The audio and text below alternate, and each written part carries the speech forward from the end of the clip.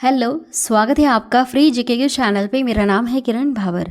आज की इस वीडियो में हम संविधान की प्रस्तावना से जुड़े हुए इंपॉर्टेंट क्वेश्चंस कवर करेंगे जो आपके आने वाले सभी एग्जाम के लिए काफ़ी ज़्यादा इंपॉर्टेंट है। वीडियो को ध्यान से देखिएगा। यहाँ से क्वेश्चंस एग्जाम में कई बार आ चुके हैं।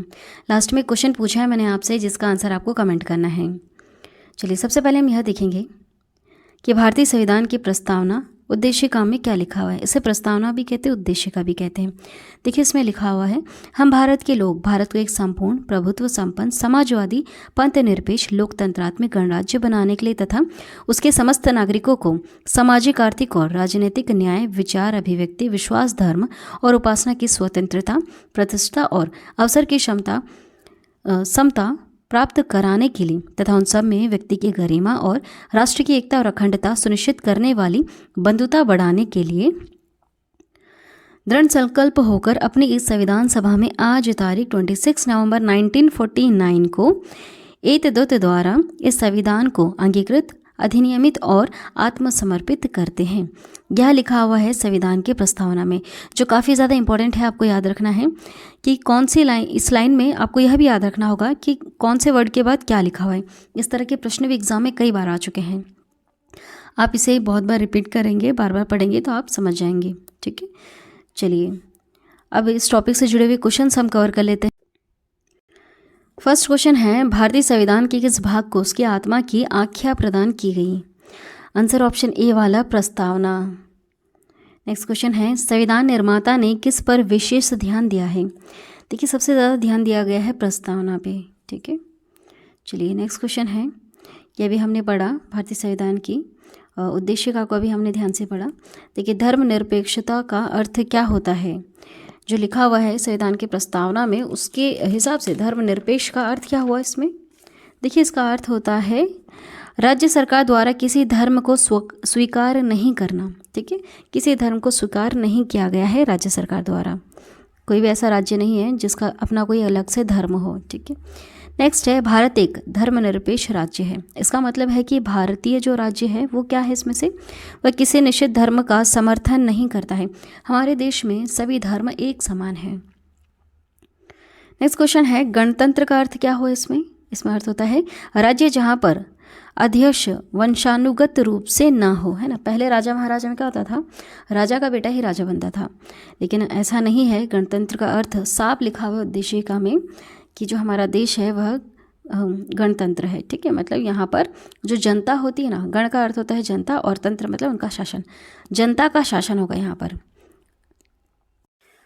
नेक्स्ट क्वेश्चन है, निम्नलिखित में से वे दो शब्द कौन से हैं जिनका समावेशन 42वें संशोधन द्वारा संविधान की उद्देशिका में किया गया था? इन्हें अलग से जोड़ा गया है। तो ये दो शब्द कौन से? वे हैं समाजवादी और धर्मनिरपेक्ष। इन दो शब्दों को 42वें संविधान संशोधन द्वारा जोड़ा गया, पहले से ही इसमें लिखा हुआ नहीं था। नेक्स्ट है, भारतीय संविधान की प्रस्तावना में भारत को किस रूप में घोषित किया गया है? भारत को किस रूप में घोषित किया गया है? एक प्रभुत्व संपन्न समाजवादी धर्मनिरपेक्ष प्रजातांत्रिक गणराज्य है। ठीक है, प्रजा का तंत्र है, प्रजा का यहाँ पर तंत्र है। चलिए नेक्स्ट क्वेश्चन है, भारत एक गणतंत्र है। इसका अर्थ क्या हुआ? अभी हमने देखा। देखिए, यहाँ पर इसका अर्थ क्या होगा? ऑप्शन सी सही है, भारत में वंशानुगत शासक नहीं है। नेक्स्ट है, निम्नलिखित में से कौन सा शब्द भारत के संविधान की उद्देशिका में शामिल नहीं है? इसमें से कौन सा है?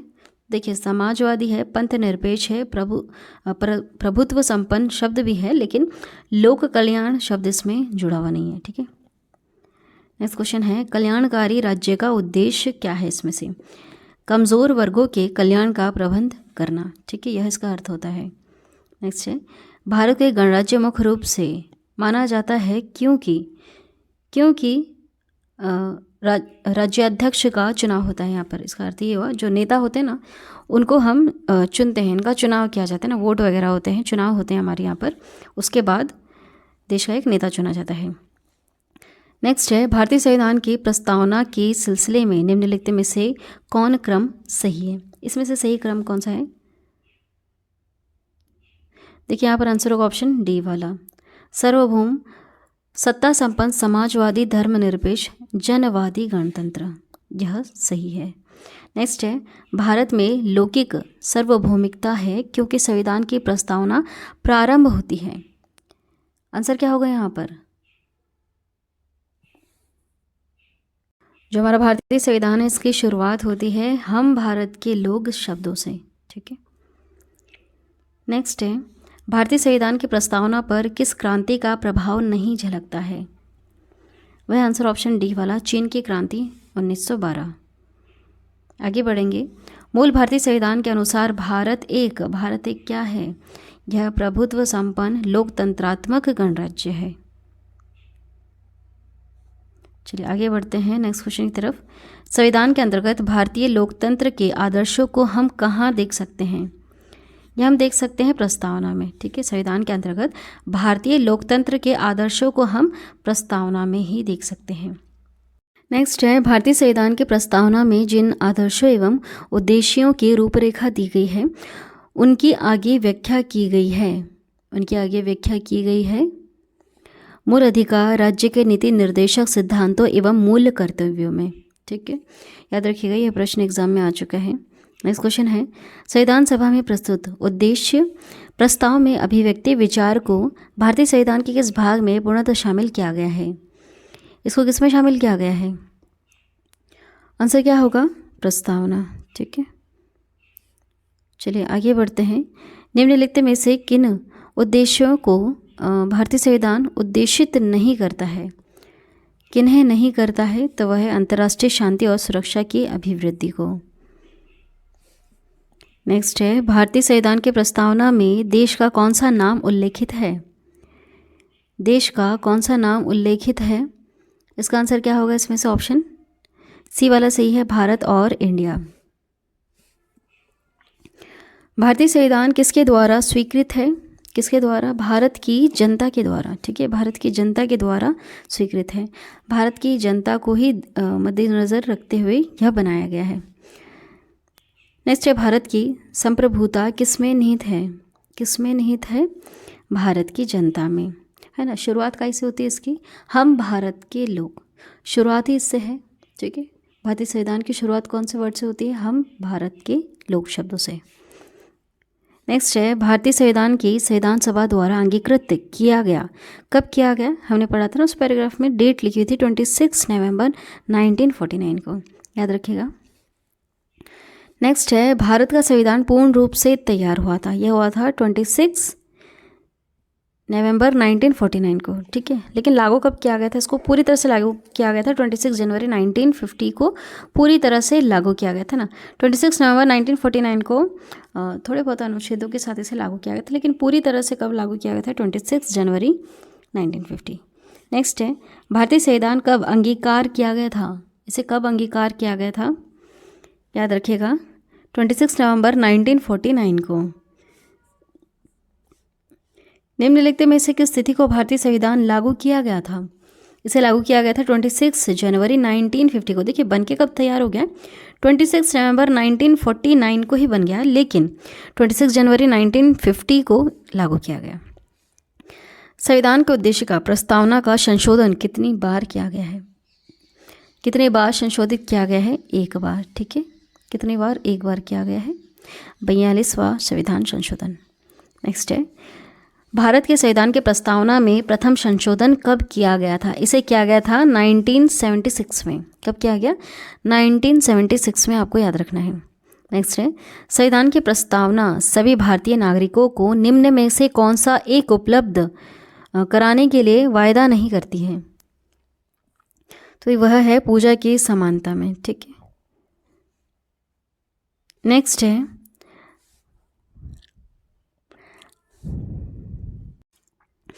आगे बढ़ेंगे। नेक्स्ट है, भारतीय संविधान की उद्देशिका में परिवर्तन किस संशोधन अधिनियम में किए गए थे? आंसर क्या होगा? ऑप्शन सी सही है, 42वां संशोधन अधिनियम में आया था। ठीक है, कब आया था आपको याद रखना है, 1976 में। 1976 में आया था। एक ही बार संशोधन किया गया है प्रस्तावना में। प्रस्तावना का वह प्रावधान जो सभी वयस्क नागरिकों को मतदान का अधिकार प्रदान करता है, वह इसमें से क्या कहलाता है? बताइए क्या कहलाएगा? इसमें से कहलाएगा प्रजातंत्र। ठीक है, क्या कहलाएगा? प्रजातंत्र कहलाएगा। नेक्स्ट है, भारत के संविधान की प्रस्तावना में समाजवादी और धर्मनिरपेक्ष शब्दों को किस संशोधन द्वारा जोड़ा गया? बताना पड़ेगा। क्या क्या होगा इसका आंसर? कई बार देख लिया हमने। आंसर है ऑप्शन, जी हाँ, बी वाला 42वां, है ना। ठीक है, चलिए आगे बढ़ते हैं। और कौन सी ईयर में हुआ था आपको याद होगा। देखिए, भारतीय संविधान लागू हुआ था कब, पूरी तरह से लागू हुआ था आपसे ये पूछा है 26 जनवरी 1950 को। बनके तैयार कब हो गया था? 26 नवंबर 1949 को। लेकिन लागू कब किया गया पूरी तरह से? 26 जनवरी 1950 को। नेक्स्ट क्वेश्चन है, भारतीय संविधान के इस भाग में स्पष्ट रूप से घोषणा की गई है कि भारत एक धर्मनिरपेक्ष राज्य है। यह किस में है? स्पष्ट घोषणा की गई है संविधान की प्रस्तावना में, ना। शुरुआत में यह बता दिया गया है कि भारत एक धर्मनिरपेक्ष राज्य है। नेक्स्ट है, भारतीय संविधान का प्राधिकार स्रोत कौन है? इसमें से है भारत के लोग। चलिए अब हम यहाँ पर बहुत ही ज़्यादा इंपॉर्टेंट क्वेश्चंस कवर करने वाले हैं, ध्यान से सुनिएगा।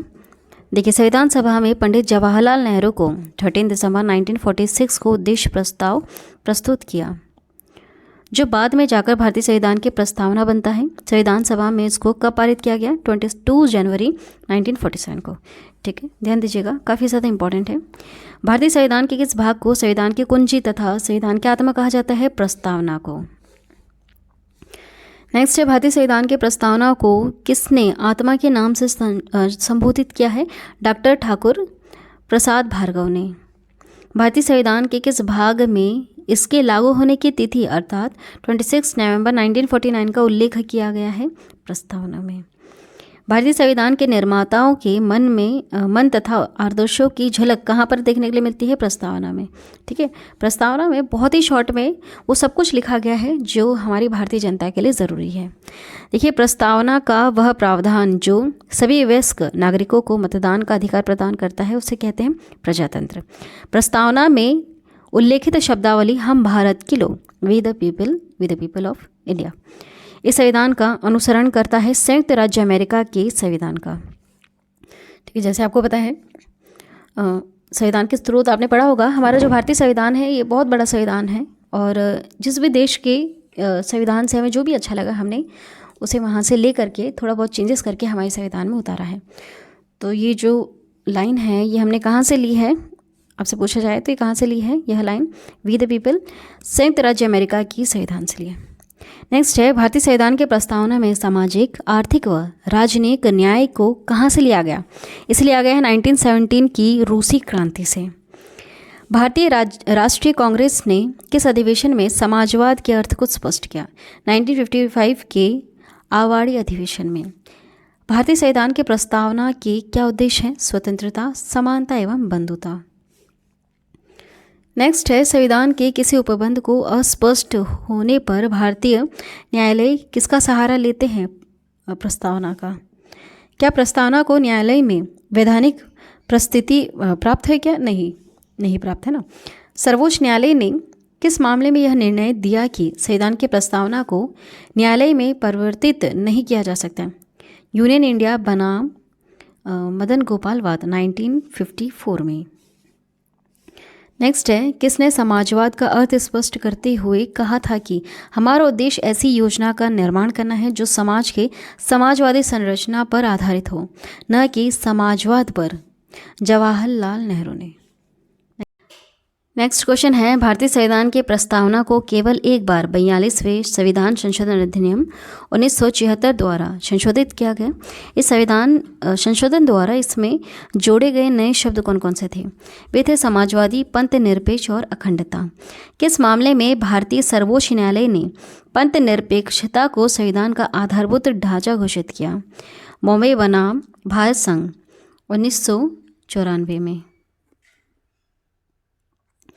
नेक्स्ट देखिएगा, संविधान की प्रस्तावना में जो अनुच्छेद है 368, इसके तहत संशोधन किया जा सकता है या नहीं? यह प्रश्न सबसे पहले किस मामले में उठा था? केशवानंद भारती बनाम केरल राज्यवाद 1973 में पहली बार इस प्रश्न को उठाया गया था कि इसमें संविधान की प्रस्तावना में संशोधन किया जा सकता है या नहीं किया जा सकता है। किसने संविधान को राजनीतिक व्यवस्था में शक्ति संबंधों की आत्मकथा कहा है? हरमन फाइनर ने। किस मामले में सर्वोच्च न्यायालय ने यह अभी निर्धारित किया है कि प्रस्तावना संविधान का अंग है। केशवानंद भारती बनाम केरल राज्यवाद 1973। लास्ट में क्वेश्चन पूछा मैंने आपसे, जिसका आंसर अभी आपको कमेंट करना है। निम्नलिखित में से वे दो शब्द कौन से हैं जिनका समावेशन 42वें संशोधन द्वारा संविधान की उद्देशिका में किया गया था? इसमें से आंसर क्या होगा आपको बताना है। करेक्ट आंसर क्या है? चलिए आज की वीडियो में इतना ही। देखिए, पंथ निरपेक्ष और धर्म निरपेक्ष दोनों एक ही बात है, ठीक है, ध्यान दीजिएगा। चलिए आज की वीडियो में इतना ही। वीडियो पसंद आती है तो चैनल को ज़रूर सब्सक्राइब करना। वीडियो को लास्ट तक देखने के लिए थैंक यू।